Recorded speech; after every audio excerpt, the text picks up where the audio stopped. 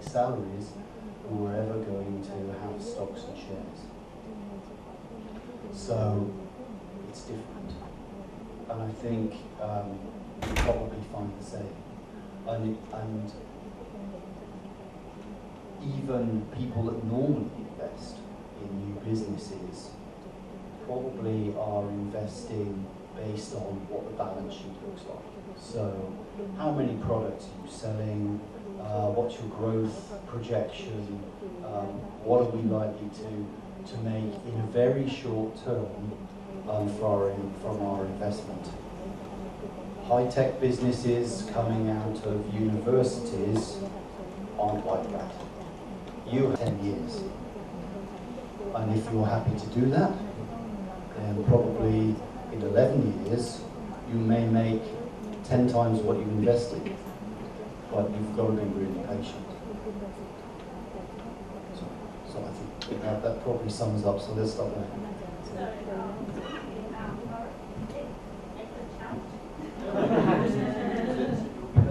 Hi, Oracle from Technology Licensing Office at the National Science and Technology Development Agency. We are under the Ministry of Science and Technology. So I'm sure that many of us have learned from the three excellent speakers this morning that you are so well established compared to many of us in this group who are like 5 or 10 years experience, right? And having heard of the stories just mentioned, I'm just wondering if you yourself have been working with like smaller TLO in like supervising or working with a smaller office, and if they have challenges, what would be their challenge in kind of driving the financing for the universities, if you could share with us? So absolutely, we are more than happy to come and help train new tech licensing offices and their staff. We have groups from offices come over to Cambridge. We can either set up a course for a week, longer, for you to understand what we do really at a nuts and bolts level. But it's important to do that in Cambridge. We will run a program where anyone can come and learn and how we do technology transfer. And that course costs around £2,000 per person. For how long? For a week. So you're in Cambridge a week.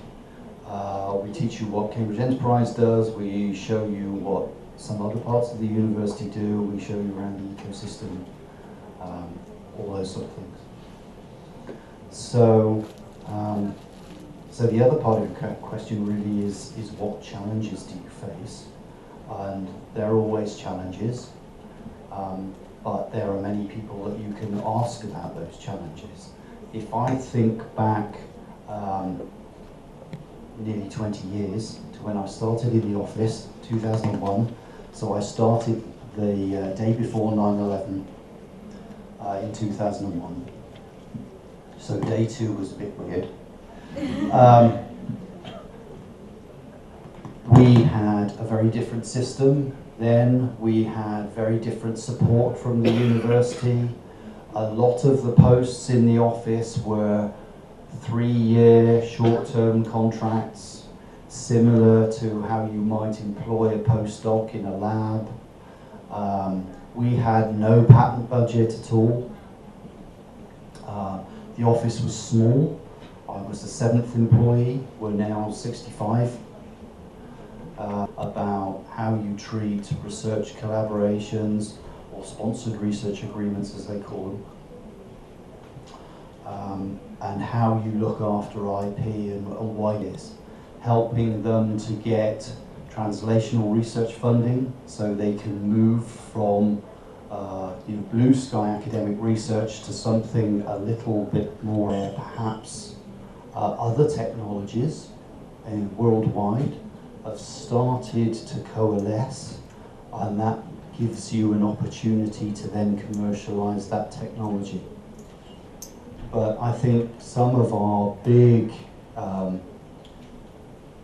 challenges in the early days were how to convince academics that we weren't going to get in the way, really, because very often you find that someone will approach you and say, I've got this paper coming out in Nature, let's say, in a couple of weeks, necessary, we can file a patent in a couple of days. You know, if they're willing to put the energy in of sitting down and talking to a patent attorney, we can get something filed, we can get it protected. But I think it's something Kathy said earlier this morning, was that until they've got an idea, doorstep, and saying, why aren't you moving fast enough? And another of our big challenges is actually to keep the awareness of our office amongst the academic community really high. So we run a survey every 3 years to understand. 60% say they knew what we did, but actually when you dug down into the answers of what they thought we did, they were confusing us with the Research Collaboration Office, with the Comms Office, with, you know, everybody. So actually a cartoon of a fisherman sat on the side of a river Cam, who is got one single line dipping in the water, and they're looking to hook the academic who's got an idea. And that's what it feels like. Any other? So I think the other big piece is really around education. We are trying to educate. It was the monoclonal antibody I spoke about, Campan.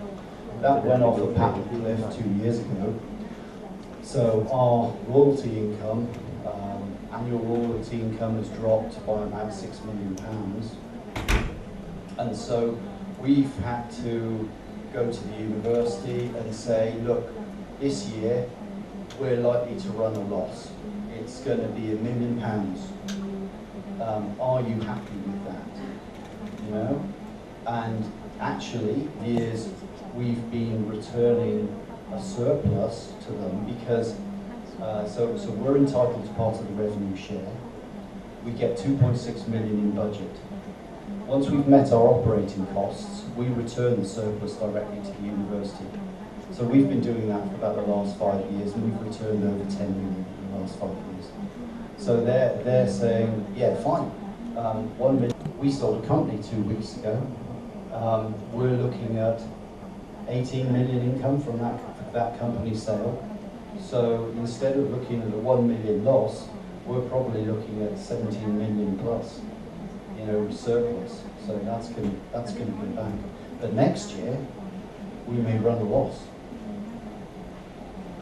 So there's a big educational piece there about telling everyone how the. I think the evaluation of technology at an early stage to decide, you know, what's going to be a money maker, what you can commercialize, is a guess that no one is capable of making. We can't do that. Yes, yeah, of course. So I think, you know, Kathy went through it earlier today.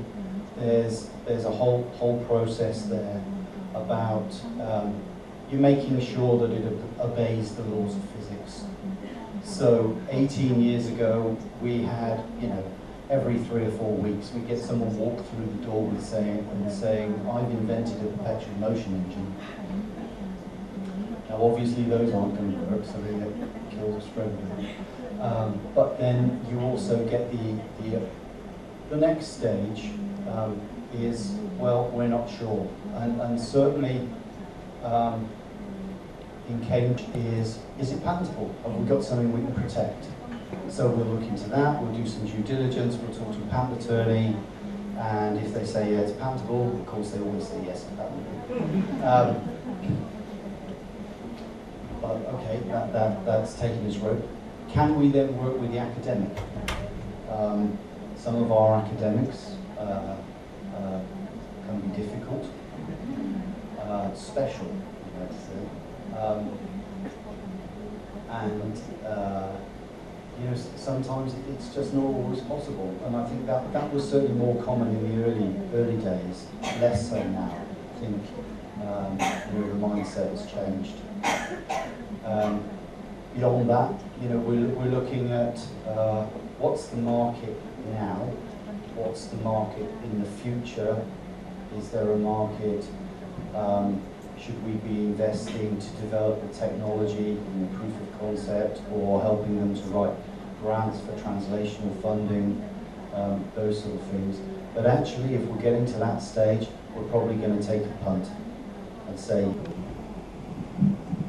so we run the consultancy service as I was describing earlier. So we have a team of around 6 people who run this consultancy service. They do around 400 contracts a year. It turns over about £6 million. We have a set of standard agreements which have been agreed by the internal lawyers within the university. We try to use those agreements as much as possible, and in fact they're used more than 75% of the consultancy transactions. We try to provide a very good service in which we support our academics as much as possible and really take the pain away from them. In doing that, we charge a 12.5% management fee, which covers the cost of the office. And I think for us, we've seen a huge turnaround in the customer experience for our academics over the last 10 years. When I arrived to lead that office 10 years ago, contracts took much longer to be put in place. But since then, we have increased the number of staff in the office. We have a standard agreement that we'd like to use. As I say, we use it more than 75% of the time. 85% of our agreements are put in place in less than 30 days. And probably 55% in less than 14 days.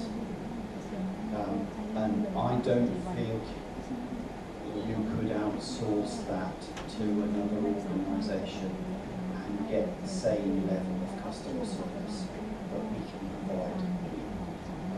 And also, it would be difficult for the university, and the university's lawyers in particular, to trust an external organisation over whom they've got no power and no control to deliver that level of service and protect the university to the level that we protect the university. So for us, I think the only option is to bring it in-house. Managing something outside, I think, would be extremely difficult. In Cambridge, the university views consultancy as being outside of the employment contract with the academic.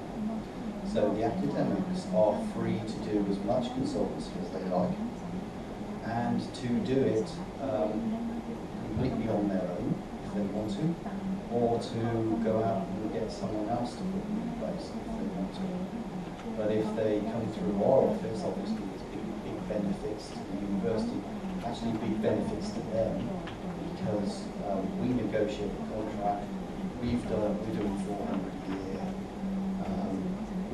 We can advise them on how much they should be charging for their time, because we've probably seen something similar done by another member of faculty for some company in that sector, solving the same problem probably within the last 2 years. So we can advise on fees.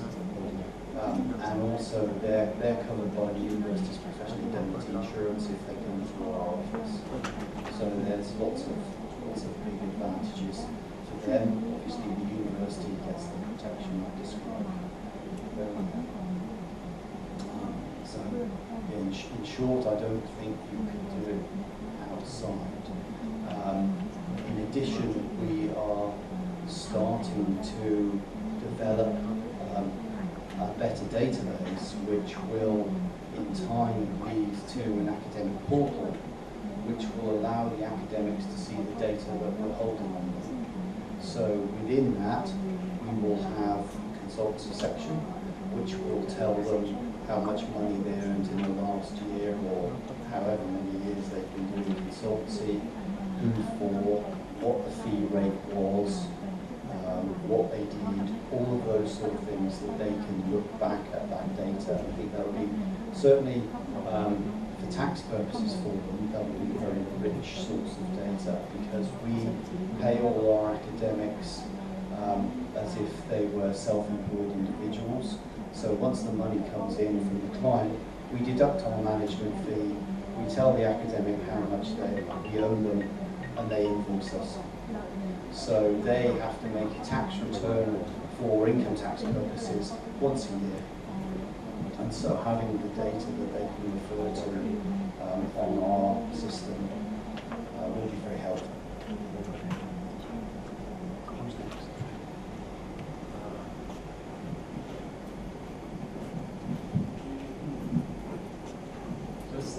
Wondering if the country has some system to allow professor or academia to set up the company, and do you have some system to get some benefit from those academy?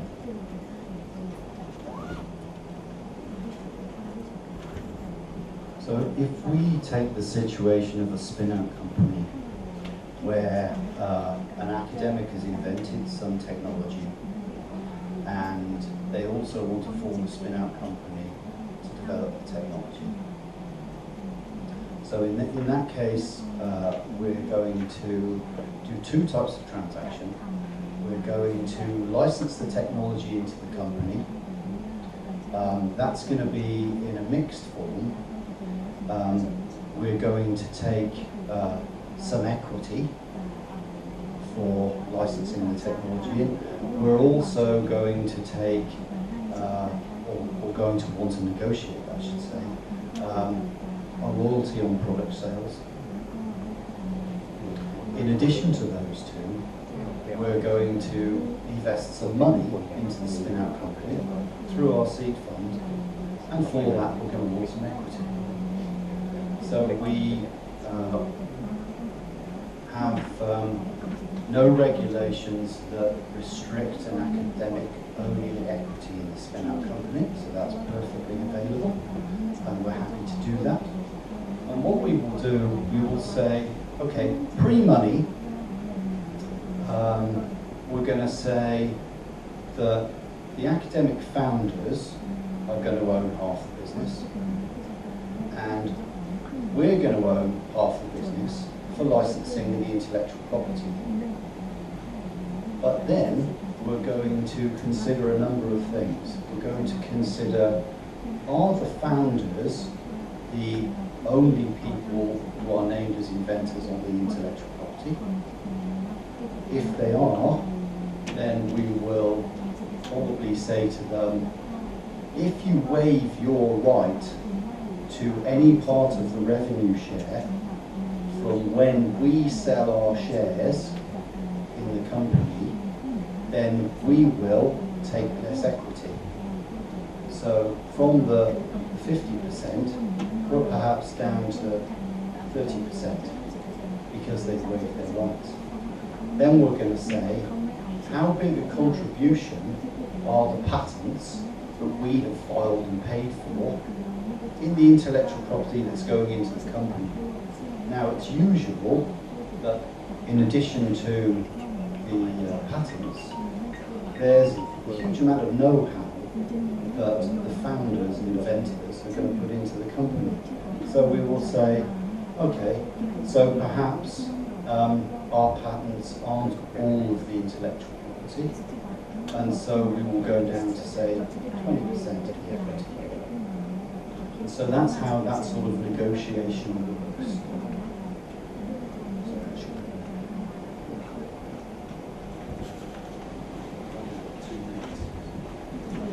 This morning you mentioned about the ownership policy, and you have some faculty privilege to choose to own the IP earlier, and then the university will own only the patent. Can you revisit that issue again?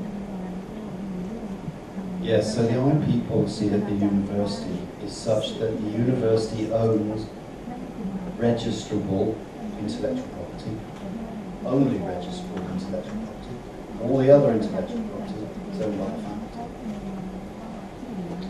And so, and that's because of the UK Patent Act 1977, which said the employer owns intellectual property created by its employee. So that's how the university ends up with that ownership.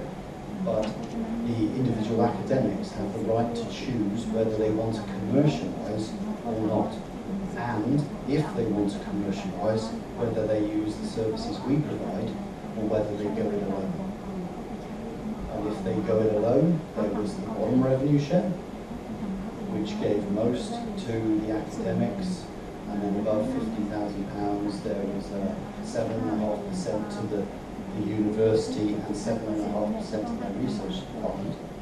Or if they came through us, then there was the different tiered revenue share, which ended up above £200,000, with a third going to the academics, a third to their research department, and a third to Cambridge Enterprise.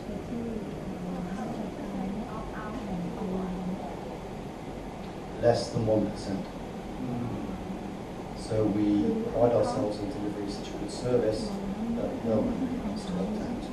The only people that opt out are people who perhaps have been working closely with a company and they know that they're going to license the intellectual property.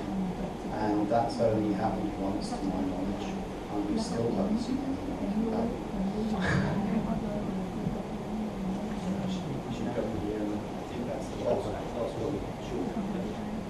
I just would like to know that in Cambridge, who made the decision of how the equity that the university would like to take, or the decision on technology licensing? Who made the decision? Is enterprise or the lecturer or someone? And the second question is the equity. In case of equity, is it diluted or is that can be diluted or it's like that?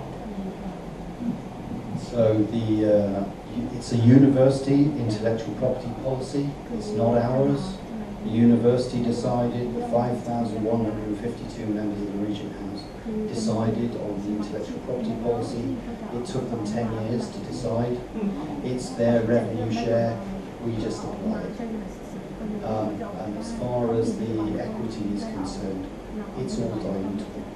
So when I was talking before about, we would negotiate that pre-money, we might be down to about 20% for licensing in the technology, and then we would look to invest in the company. So at that point, everyone's going to be diluted because we're going to have 3 people in it. So us as investors, us as licensing in the technology and the founders, and then it's just going to get diluted from there. Oh, that's very true. Sorry, you need to go. Send me an email. I'll reply. Okay, thank you all very much.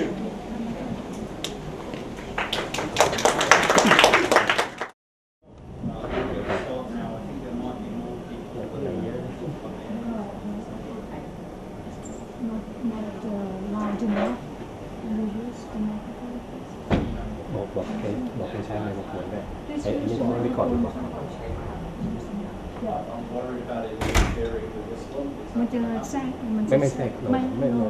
They're all set. So Yeah.